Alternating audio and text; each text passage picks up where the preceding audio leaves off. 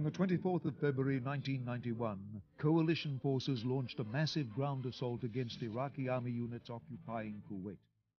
In less than 100 hours, a substantial portion of the fourth largest army in the world was destroyed, and Kuwait liberated.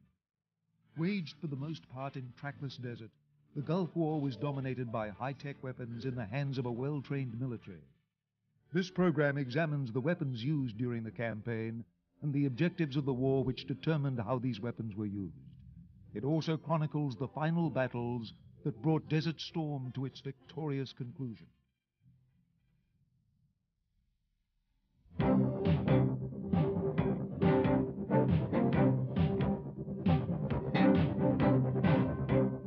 In November 1990, President George Bush increased the scale of U.S. forces stationed in Saudi Arabia. What had been a force suitable for defending Saudi Arabia from any further Iraqi aggression became a force designed to destroy the Iraqi army in the Kuwait theater. It would take over 2 months to move these forces from bases in Europe and the United States to the Gulf. Meanwhile, America's Gulf allies, including Britain, also began deploying and reinforcing their own forces in the region.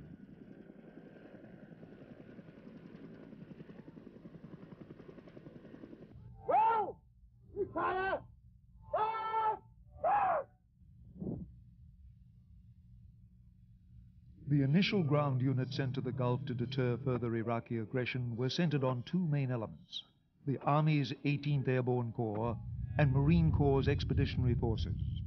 The 18th Airborne Corps was configured to be light and easy to move, sacrificing firepower for transportability. It was based around 3 divisions: the 82nd Airborne, a paratrooper division, the 101st Air Assault, a helicopter-borne infantry division, and the 24th Mechanized, a heavy infantry division with a substantial armor force.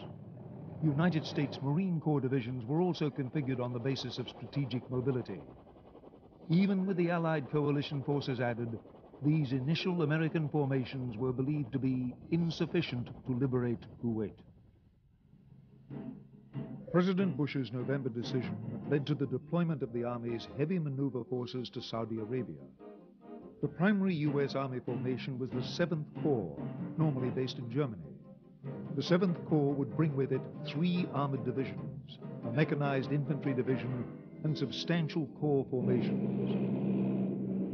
These divisions were all heavy maneuver units, difficult to transport, but possessing substantially more combat power and tactical mobility than the forces already in the Gulf region. The unique difference between the American maneuver divisions and their Iraqi opponents was the helicopter. U.S. Army maneuver divisions were equipped with their own helicopter forces, including force of attack helicopters. Iraqi Army forces had no significant helicopter force. The principal British Army unit in the Gulf, the 1st Armored Division, was a heavy armor formation much like its American counterpart. The French Dargues force was also a mechanized formation, but smaller and more modestly equipped than either the U.S. or British Army divisions.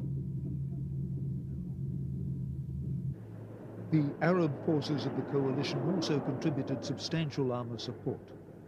Besides Saudi tank brigades, Egypt dispatched a mechanized and tank division, and Syria contributed a tank division. There were armored forces as well from Qatar and Kuwait.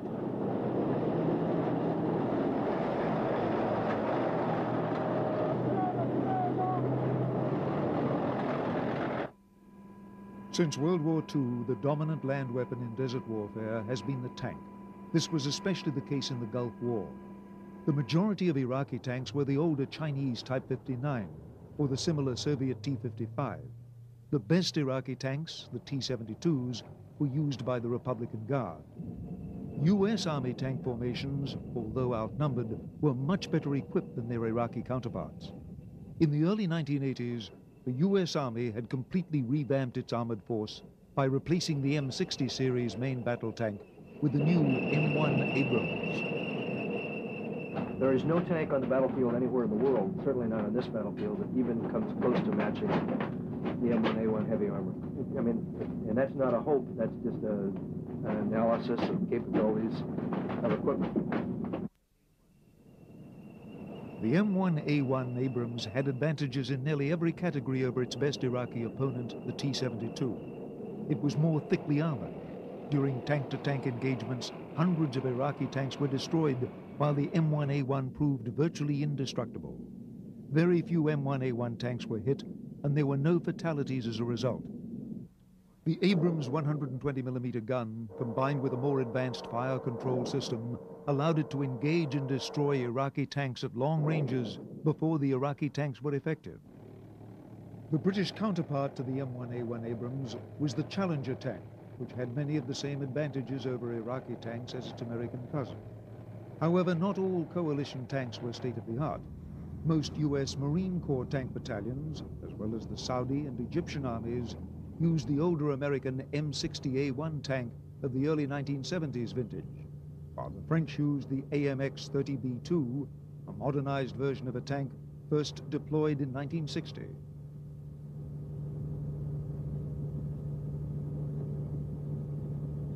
The Syrians used the Soviet-built T-62 tank, much the same type of tank used by the Iraqis.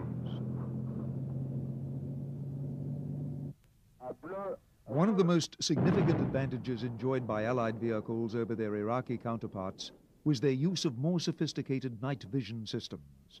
This played a significant role during the ground campaign. Allied tanks could fight at night or in poor weather conditions, when the Iraqi tanks were virtually blind.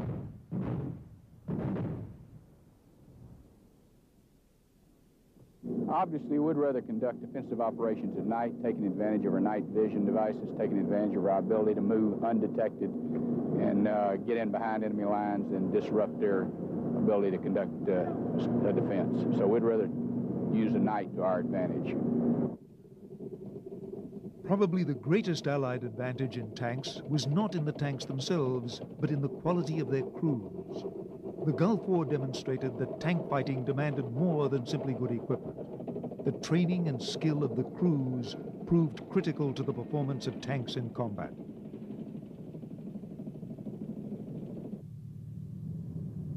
The companion to the tank on the modern battlefield is the infantry fighting vehicle. Current infantry vehicles, such as the U.S. Army's Bradley, are much better armed than infantry transporters of the past, usually carrying an automatic cannon and an anti-tank missile. In contemporary tank warfare, the infantry rides into battle within the armored hull of a fighting vehicle. The infantry can dismount near the battle line to carry out its traditional combat missions. The armored infantry transporter allows the infantry to keep up with the tanks and gives the infantry protection against enemy small arms fire and artillery airbursts. Infantry mobility was a primary requirement in the Gulf War. The distances covered were vast, and the infantry needed a vehicle capable of moving them at the same pace as the tanks and the other vehicles.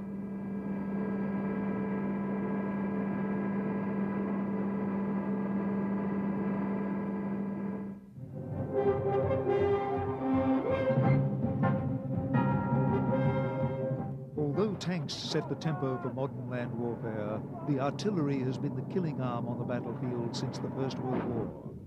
One of the only branches of the Iraqi army to cause much concern was the artillery force. Iraqi artillery was a special focus of air attack and counter-battery fire from Allied artillery. To deal with this threat, the Allied forces had a wide variety of weapons.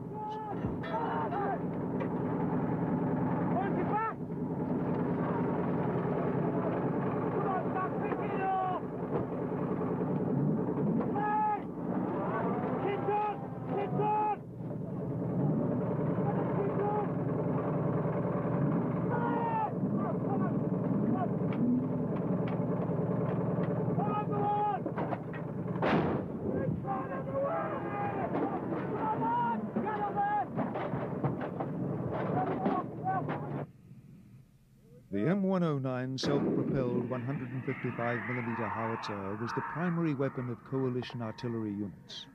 Although it could be outranged by many Iraqi guns, superior fire direction and intelligence more than compensated. Artillery is no longer a contest of gun barrels alone. Targets must be accurately located and identified. The U.S. Army and Marine Corps had several innovations to help in this respect.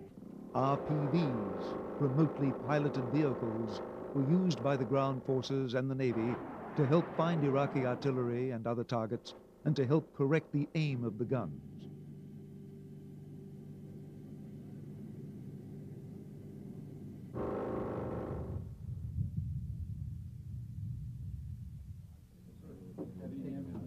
New computerized command and control accentuated these intelligence advantages to the artillery. If an armed force, particularly a ground armed force in this case, is going to be effective, then the key to that effectiveness is being able to marshal all your combat power at the key time, at the key place. The way we collect the intelligence, analyze it, process it, and then make key decisions about enemy intentions at this site allows the division commander to do just that, to focus his combat power, and in the process of focusing it, overwhelm the enemy in front of him. New technology also increased the killing power of coalition ground forces. The MLRS, Multiple Launch Rocket System, was designed specifically to deal with enemy artillery concentrations and could reach further than any Iraqi gun.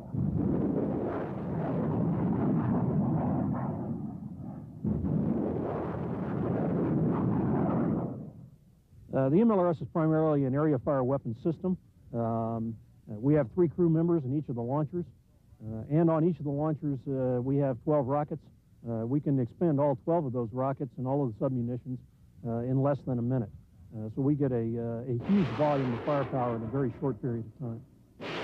I think we would probably be used primarily in a counterfire role, that is shooting against his artillery, or in any type of target where we had a large area type target that we wanted a large volume of fire in a very short period of time. As we see in this test footage, the small submunitions blanket a wide area. The MLRS proved very successful in countering the threat of the more numerous Iraqi artillery force.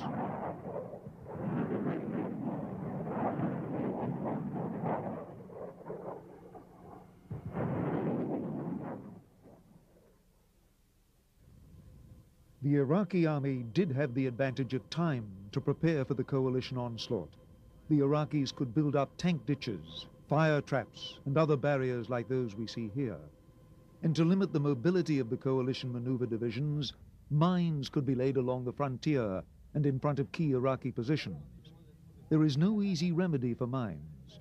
One of the most important ways to limit the threat posed by Iraqi mines was thorough training.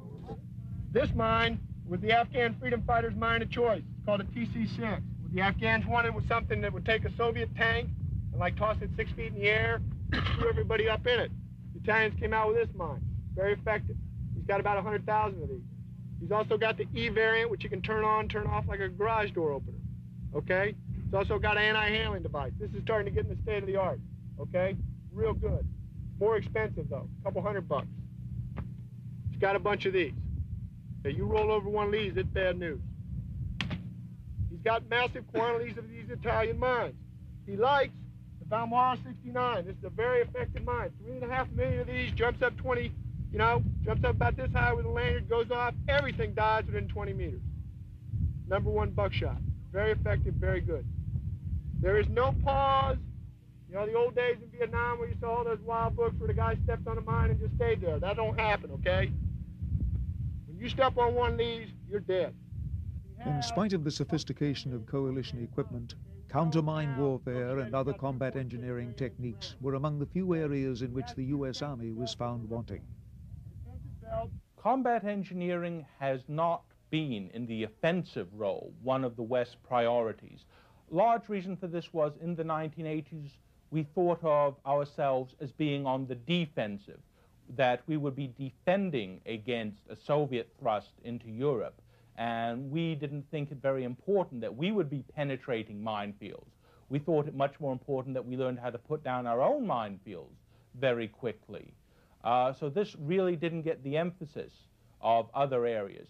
There is also the questions of priority. Engineering is never as appealing to both the politicians and the generals as tanks, infantry fighting vehicles, combat airplanes. so it tends to be one step down in priority.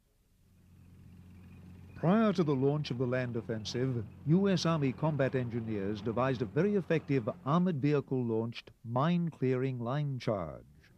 The mine-clearing line charge, or MCLIC for short, consists of a rocket which pulls a long rope containing 1,800 pounds of plastic explosives behind it. The rocket drags the line charge over the minefield, and it is detonated once it strikes the ground. The explosion destroys mines in an area wide enough for a tank to pass through safely.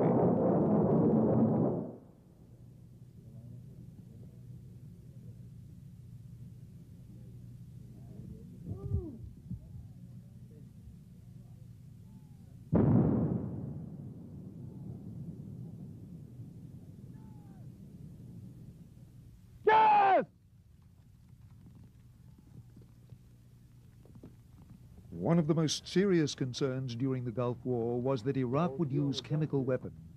Saddam Hussein used chemical munitions extensively during its war with Iran and against the Kurdish population within Iraq. There was every reason to believe that gas would be used again. The prospect that Allied forces would face chemical weapons prompted a training program, the seriousness of which had not been seen in most armies since the First World War.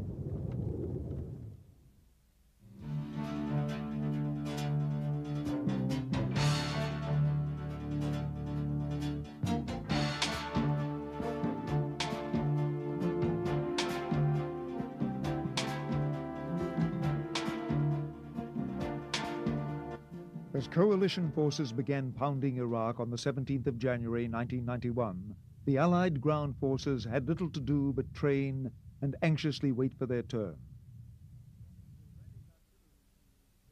Sporadic artillery duels broke out along the Kuwaiti-Saudi border, but the Iraqi forces in Kuwait, subjected to a merciless pummeling from the air, remained inactive through the end of January.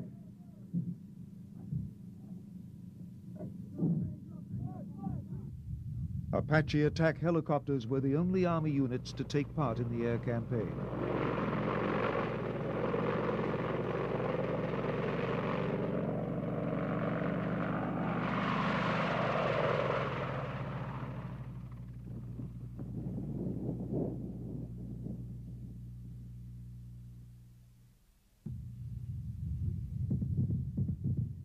Suddenly, on Tuesday night, 29th of January, the Iraqi army in Kuwait began to stir.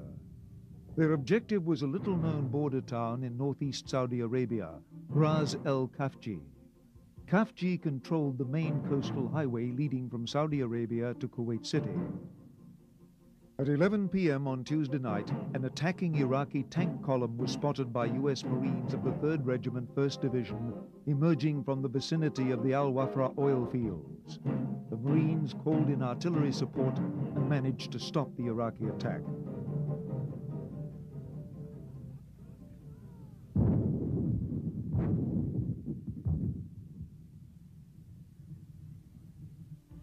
At nearly the same time, an Iraqi mechanized infantry battalion began driving down the coastal highway and charged into Ras al Khafji.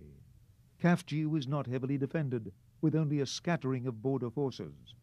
The Iraqis used a ruse to enter the area, pretending to surrender to cross the border unopposed.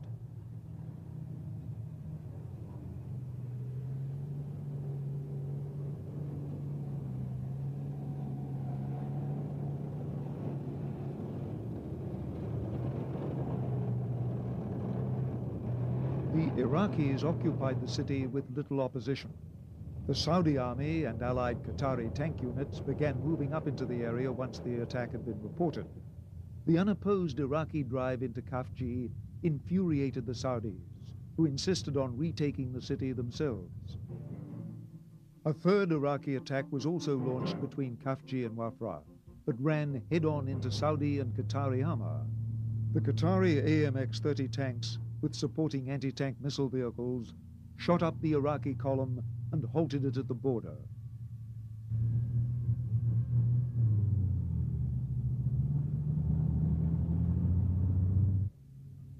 The Saudis launched a hasty counterattack with one of their National Guard mechanized battalions, which was repulsed. The Saudis kept up the attack, bringing in additional armor and marine units. The Saudi attacks were supported by U.S. Marine artillery fire and air support. The Iraqi attacks near Kafji continued, and an Iraqi amphibious landing force was sent down the coast, aiming to cut off Kafji. It was caught out in the open by U.S. and British naval aircraft and largely destroyed. The fighting for Kafji itself lasted for 36 hours. The Saudis made repeated attacks against determined Iraqi resistance. Allied air power prevented the elements of the Iraqi 5th Mechanized Division inside Kafji from being reinforced. After house-to-house fighting, the Saudi forces were once again in control of Kafji. The Iraqis lost about 30 dead and more than 450 prisoners. They also lost over 100 armored vehicles in the border area alone.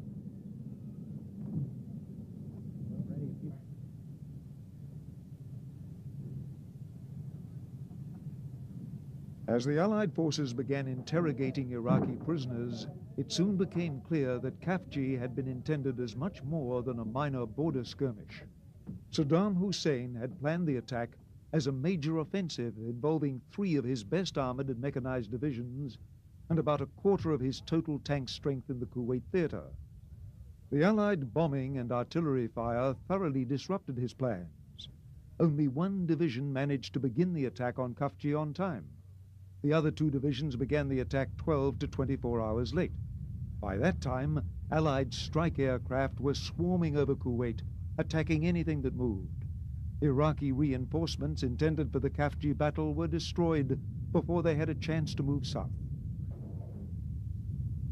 The battle at Kafji was an important turning point in the war. It clearly showed to coalition commanders that the Iraqis were incapable of conducting sustained operations in the face of Allied air superiority.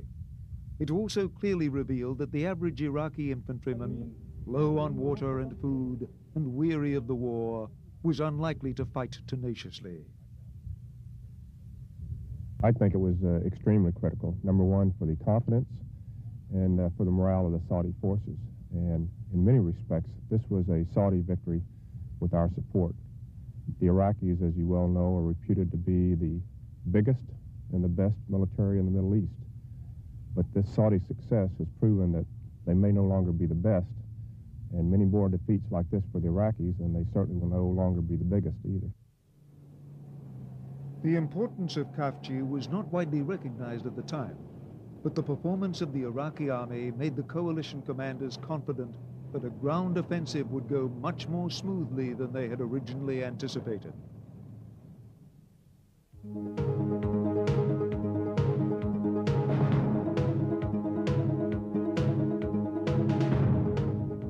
Our strategy to go after this army is very, very simple.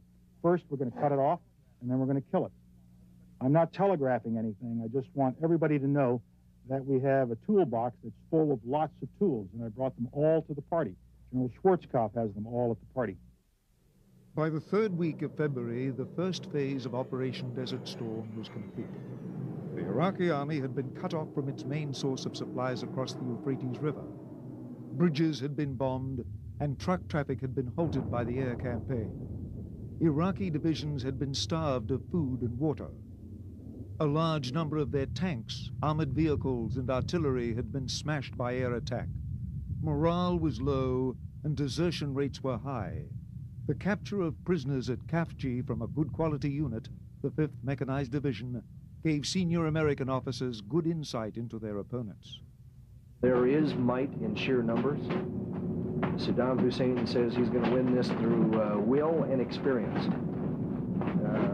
I strongly question the will of soldiers who are fighting because if they don't, their families will be killed. Quite unlike, for example, the Vietnamese who fought because they felt that they were right and had personal conviction. They underwent the hardships and fought despite them because they believed in what it was they were doing. I think all of us have reason to question whether or not the Iraqis really believe in what they're fighting for right now. Not that they don't believe in their nation, And those of them that believe they're defending their nation will fight hard. But the Iraqis are also smart soldiers. Educational level in the Iraqi army is pretty high. And I think most of them recognize the fact that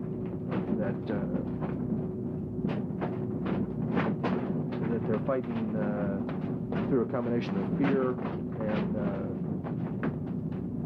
and for the wrong cause. The Iraqi forces in the Kuwait theater were deployed in a layered defense. Along the Kuwait-Saudi border was a line of entrenched infantry divisions. These were the most poorly equipped and poorly trained of the Iraqi forces. In the center of Kuwait were the tank and mechanized divisions. These were the best of the regular Iraqi army formations and had substantial numbers of tanks, infantry vehicles, and artillery even after the air campaign. On the Kuwait-Iraqi border was the Republican Guard, widely felt to be the best troops and those most loyal to Saddam Hussein.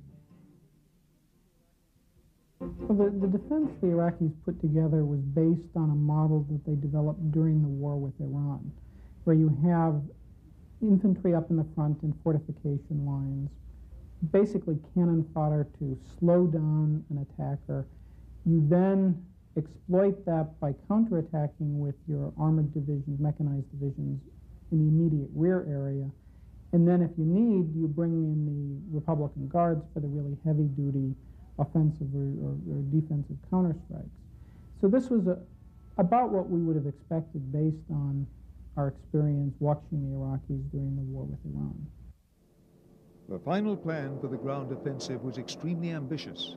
Instead of a frontal assault directly into Kuwait, coalition forces used the indirect approach and exploited their own mobility advantages to strike where Iraqi defenses were weakest. Assignments were allotted carefully. The U.S. Marine Corps also kept a substantial force afloat in the Gulf as part of a ruse to convince Iraqi forces that they would be attacked by sea. We continued our heavy operations out in the sea because we wanted the Iraqis to continue to believe that we were going to conduct a massive amphibious operation in this area. And I think many of you recall the number of amphibious rehearsals we had, to include Imminent Thunder, that was written about quite extensively for many reasons. But we continued to have those operations because we wanted him to concentrate his forces, which he did. The 1st Marine Expeditionary Force, including the 1st and 2nd Marine Divisions, were given the task of pushing straight through Iraqi defenses and on to Kuwait City. The Marine Divisions fell between the Army's light airborne divisions and the heavy maneuver divisions in firepower and tactical mobility.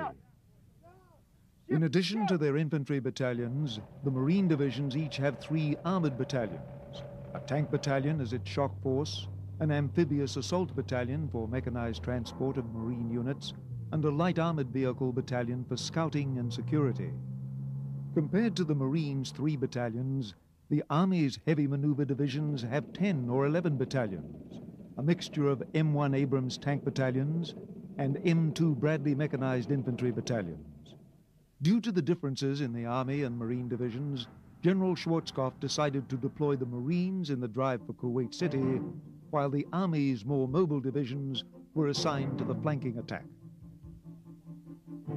I think this is probably one of the most important parts of the entire briefing I could talk about.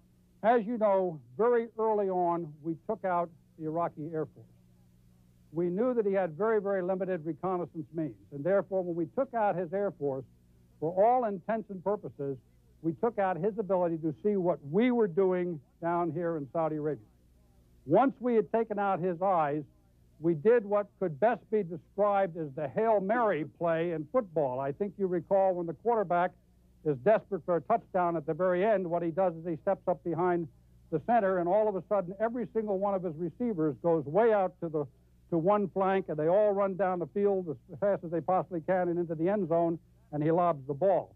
In essence, that's what we did. When we knew that he couldn't see us anymore, we did a massive movement of troops all the way out to the west, to the extreme west, because at that time we knew that he was still fixed in this area with the vast majority of his forces, and once the air campaign started, he would be incapable of moving out to counter this move, even if he knew we made it. The marine drive was supported by the coalition Arab forces, including Egyptian, Syrian, and Saudi units in western Kuwait, and a Saudi and Kuwaiti task force along the coast. Prior to the ground assault, the Army's maneuver divisions pulled up stakes at their bases in northern Saudi Arabia and began their trek to start points at the border. The Army attack began with a feint by the 1st Cavalry Division to divert Iraqi attention from the main blow further west. Simultaneously, the 18th Airborne Corps, including the French Daguet Force, drove north to seal off the left flank from any Iraqi reinforcements. The British 1st Armored Division attacked along the Wadi el-Batin, then swung towards Kuwait to eliminate Iraqi tank forces. The heaviest blow was delivered by the U.S. Army's 7th Corps, which headed north before hooking to the east to confront the Republican Guard.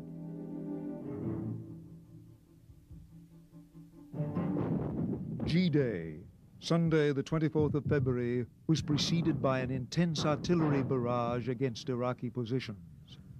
If any branch of the Iraqi armed forces remained of concern, it was the artillery. Not only were there a great many Iraqi artillery pieces, but they were the only weapons capable of making concerted use of chemical weapons. They were a prime target of Allied air power and counter-battery fire.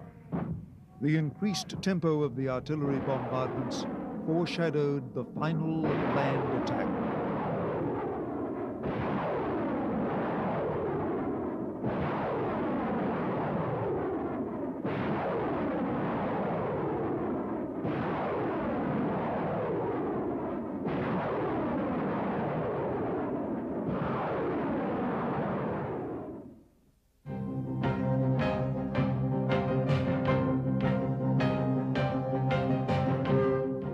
At 4 o'clock in the morning, the Marines, the 1st Marine Division and the 2nd Marine Division, launched attacks through the barrier system. They were accompanied by the the Tiger Brigade, U.S. Army Tiger Brigade of the 2nd Armored Division. At the same time, over here, 2 Saudi task forces also launched a penetration through this barrier.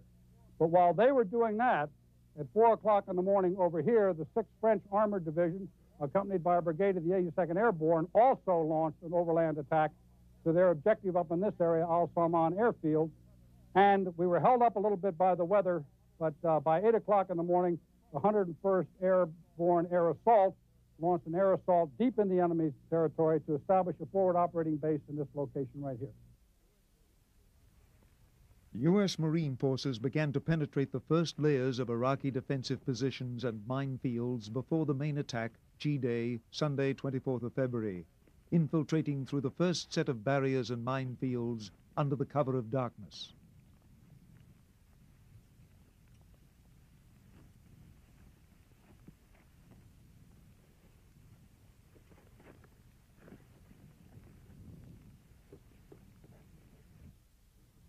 G-Day began overcast, cold, and rainy. The French Daguet Force, the westernmost element of the attack, began its drive on the Az Salman Air Base.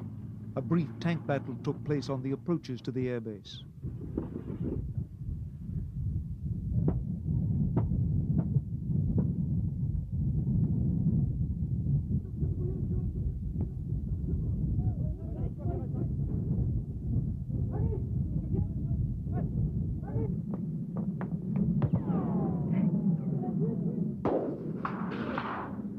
After overrunning Az Salman Air Base, the Daguet Force headed north to the Euphrates River to seal the Iraqi troops in the Kuwait theater.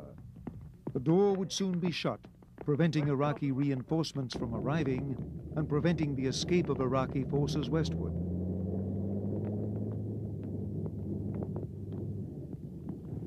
In the meantime, the 101st Air Assault Division began their airlift operation deep into Iraq. They established a forward airfield called Cobra Base, from which to stage future air assaults towards the Euphrates River. The helicopter operation was the largest on record, including not only troop transport aircraft, but the larger Chinook helicopters, carrying additional fuel, vehicles, and artillery.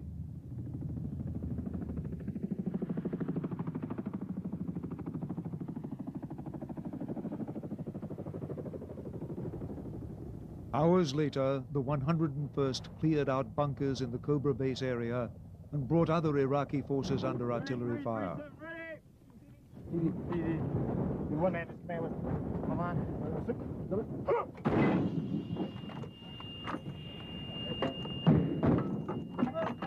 go, go! Ready! Ready!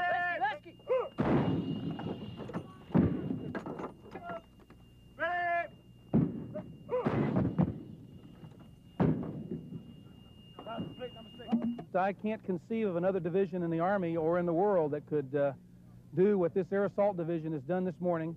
Move us, all this people and equipment, rapidly put it on the ground. We have secured a large area of Iraq in his own heartland, and we're prepared very shortly for the division commander to start pushing other people through here. We're going to advance from here then. Absolutely. There's nothing, as you can well see, there ain't nothing to hold out here. So this is a way station for future operations, and that's what we'll do. Operating out of Cobra Base, Apache attack helicopters swarmed forward, attacking Iraqi tank formations with their precision-guided Hellfire missiles.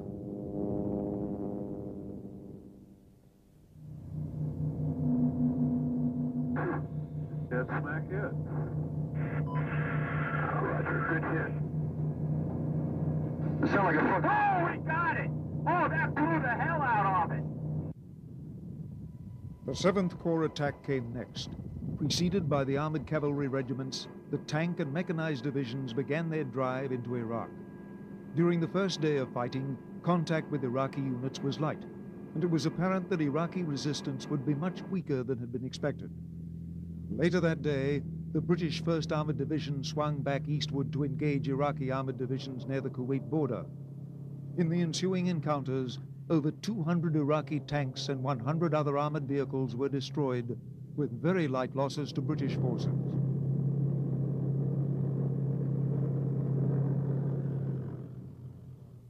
I expected them to fight harder than they did, and we were prepared for that. And as we were talking earlier, if they had stayed in every single bunker and fought out of every bunker, the result would have been the same. They still would have been lost. Our casualties would have been higher, so thank God that didn't happen. My view is that their heart just wasn't in it. POWs have said this. Deserters told us this early on. We don't know why we're here. We don't know why we invaded Kuwait. Many of them said we think it's wrong that we invaded Kuwait. So with that kind of psychology, and with a force like we had coming down on them, where it was certain that they were going to die, doesn't lend itself to a force having a really tough desire to hang in there and to defend. After weeks of aerial bombardment, only a few Iraqi units still had the stomach for a fight. The Iraqi 5th Mechanized Division, which had fought at Khafji, tried to resist the Marine attack. Some did fight. We had quite a counterattack yesterday morning, and a good bit of it around my CP. The 5th Mech Division counterattacked. We did a couple things, I think, that disrupted it. We learned where they were assembling and fired artillery right at their assembly points, which flushed them out of the oil fields. And one thing we were surprised that they were operating in those oil fields with the hot fires. And that's really where they came at us. The largest tank battles took place on the 26th and 27th of February when the 7th Corps encountered Republican Guard divisions. Few visual records of these battles exist, as they took place in poor weather or at night. The battles were extremely one-sided. The U.S. Abrams tanks were able to stand off at long range, destroying Iraqi tanks before the Iraqi tanks were capable of hitting them. 7 Abrams tanks were hit by Iraqi T-72 tanks, but none of the Iraqi rounds could get through the Abrams' tough armor. One of the most savage battles pitted a troop from the 2nd Armored Cavalry Regiment in a night-long engagement against retreating elements of 2 Republican Guard divisions. By morning, the Iraqi force had been completely defeated. The Republican Guard divisions were defeated nearly as quickly as the regular Army divisions. With few exceptions, the Republican Guard divisional commanders had abandoned their troops to their own fate, leaving the units leaderless and uncoordinated. Some of the most intense fighting in Kuwait came in the approaches to Kuwait City Airport. A tank battle broke out between Marine tanks and Iraqi armored units. The battle was as one-sided as the Army's tank battles, as is evident from this wreckage of the Iraqi tanks on the battlefield.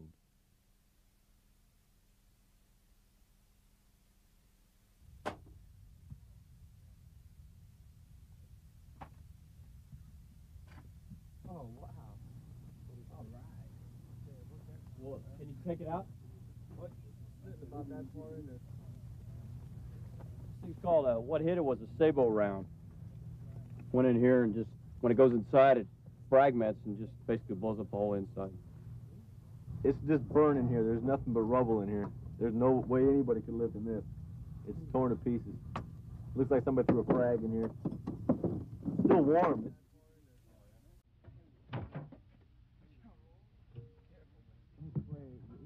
Little pieces all over. The two Marine divisions destroyed or captured 14 Iraqi divisions in their drive towards Kuwait City. Allied casualties were remarkably light through most of the fighting. The honor of taking the city was given to Kuwaiti and Saudi army units.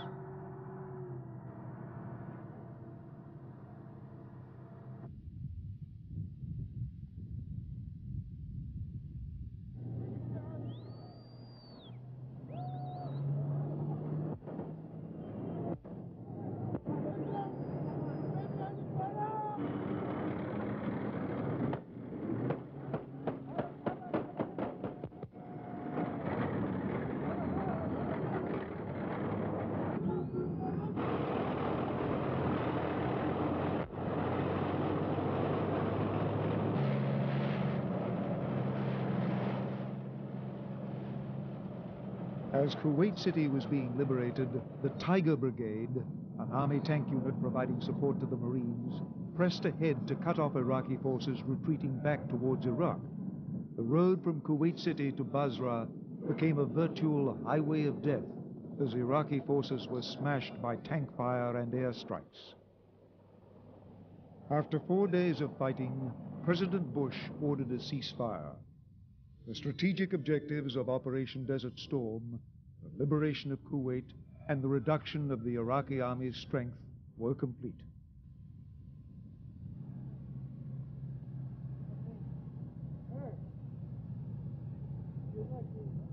And as president, I can report to the nation, aggression is defeated, the war is over. Without a doubt, air power played an important role in the conflict, but air power by itself was not enough. The swiftly executed ground campaign by coalition forces secured the defeat of the Iraqi army occupying Kuwait. Air power played a very, very important role. I think it had a lot to do with their morale being extremely low. Air power had made logistics and resupply very difficult for them, so they were hungry and thirsty, as you saw as you moved along with one of our task forces. On the other hand, there was still a hell of a lot of them here, alive and well. So the bottom line is, you still got to come in and clean it up. And in this case, the cleanup didn't turn out to be the huge fight that we anticipated. The Gulf War was one of the most striking victories in modern land combat. The Iraqi army, though large and well-equipped, had in the end proven to be a brittle, hollow army. In contrast, decades of training and the deployment of superior weaponry by coalition forces proved too much for Iraqi forces stuck in a featureless desert with nowhere to hide.